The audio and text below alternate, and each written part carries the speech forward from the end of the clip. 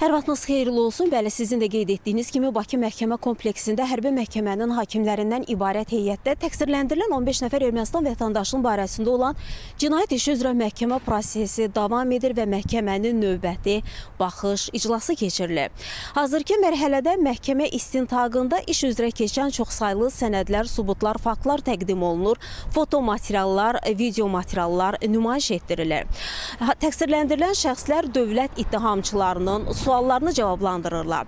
Məhkəmə prosesində Ermənistanın 35 il ərzində Azərbaycana qarşı apardığı təcavüzkar müharibə nəticəsində ölkəmizə və xalqımıza qarşı törədilmiş çoxsaylı cinayət əməlləri araşdırılır və təqsirləndirilən şəxslər həmin cinayət əməllərində iştiraklarını etiraf edirlər. Bundan əvvəlki məhkəmə prosesində də təqsirləndirilən Bako Sakyan dövlət ittihamçılarının suallarını cavablandırarkən bildirdi ki, o Azərbaycana qarşı həyata keçirilən bu təcavüzkar müharibə nəticəsində ərazilərimizin işğal olunmasına dair döyüş tapşırıqlarının, əməliyyat planlarının hazırlanması mərhələsində iştirak edib. Bununla bağlı məhkəmə prosesində video materiallar nümayiş olunur və məhkəmə prosesində Azərbaycan ərazilərinin necə işğal edilməsinə dair Ermənistan tərəfinə ermənilərin özünün çəkdiyi video materiallar nümayiş olunur və bir daha təsdiqini tapır ki, Ermənistan Azərbaycan ərazilərini işğal etməsinin iki məqsədi olub. Birincisi, Azərbaycan ərazilərindən Azərbaycanlıları qovmaq, çıxartmaq və həmin əraziləri Ermənistan ərazisinə birləşdirmək. İkincisi isə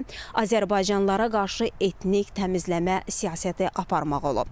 Məhkəmə prosesi açıq keçirilir və məhkəmə iclasında təqsirləndirilən şəxslərin hər biri üçün iki müdafiəçi ayrılıb. Eyni zamanda onlar sərbəst ifadə vermələri üçün, fikirlərini ifadə etmələri üçün erməni və rus dilində tərcüməçi ayrılıb. Məhkəmə prosesində zərərçəkənlər ifadə verirlər. Onlar öz doğma yurd yuvalarından necə didərgin düşdüklərini, əzizlərini necə itirdiklərini, onlara qarşı hansı cinayət əməllərinin törədilməsi barədə ifadələrində qeyd edirlər və o zərərçəkənlərin bəziləri uzun müddət erməni girovluğunda saxlanılıblar. Onlar hansı işgəncələrlə qarşılaşdıqları barədə ifadə verirlər.